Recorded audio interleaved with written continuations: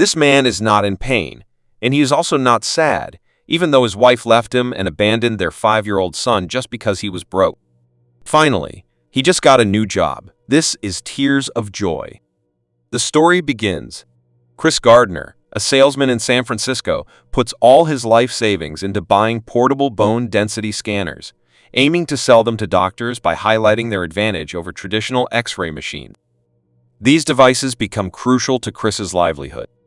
Although he manages to sell several, the slow pace of sales doesn't keep up with his mounting financial needs. This situation strains his relationship with his wife, Linda, who is already stretched thin working multiple shifts as a hotel maid and still struggles to meet the family's expenses.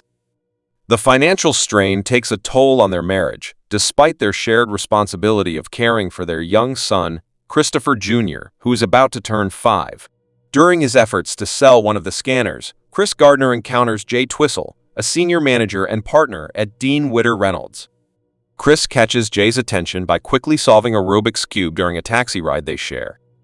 However, when the ride ends, Chris finds himself without enough money to pay the taxi fare and decides to flee, leading to a heated chase by the taxi driver that ends in a BART Bay Area Rapid Transit station. Chris manages to get on a train, but in the chaos, he loses one of his precious scanners. Despite this mishap, the impression Chris made on Jay opens a new door for him, the opportunity to pursue a career as an intern stockbroker. The day before the interview, Chris grudgingly agrees to paint his apartment to postpone being evicted due to his difficulty in paying the rent. While painting, Chris is greeted by 2 policemen at his doorstep who take him to the police station, stating that Chris has to pay for numerous parking tickets he has accumulated. As part of the sanction, Chris is ordered to spend the night in jail instead, complicating his schedule for the interview the following day. Chris narrowly arrives at Dean Witter's office on time, albeit still in shabby clothes, covered in paint. Despite his appearance, Chris still manages to impress the interviewers and lands a 6-month unpaid internship. He's among 20 interns competing for a paid position as a stockbroker. Chris's unpaid internship does not please Linda, who eventually leaves for New York because she might earn a job at her sister's boyfriend's new restaurant. After Chris bluntly tells Linda that she is incapable of being a single parent, Linda agrees that Christopher will stay with Chris. Chris is further set back when the IRS garnishes his bank account for unpaid income taxes, and he and Christopher are evicted.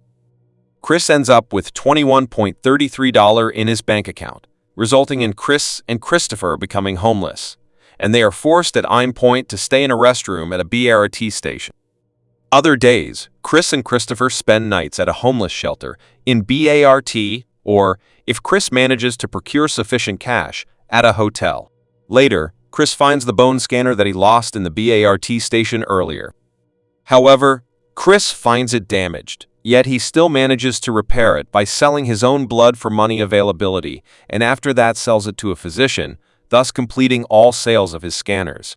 Disadvantaged by his limited work hours and knowing that maximizing his client contacts and profits is the only way to earn the broker position, Chris develops several ways to make sales calls more efficiently, including reaching out to potential high-value customers and defying protocol. One sympathetic prospect, Walter Ribbon, a top-level pension fund manager, even takes Chris and Christopher to a San Francisco 49ers game, where Chris befriends some of Mr. Ribbon's friends, who are also potential clients.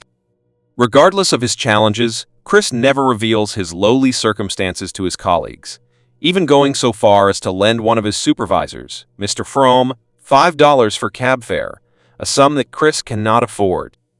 He also studies for and aces the stockbroker license exam. As Chris concludes his last day of internship, he is summoned to a meeting with the partners. Mr. Fromm notes that Chris is wearing a shirt, to which Chris explains he thought it appropriate to dress for the occasion on his last day.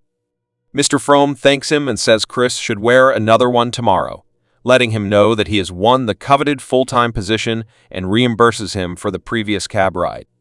Fighting back tears, Chris shakes hands with the partners, then rushes to Christopher's daycare to embrace him. They walk down a street and joke with each other and are passed by the real Chris Gardner in a business suit. The story wraps up with an inspiring conclusion, showing that Chris Gardner eventually achieves great success.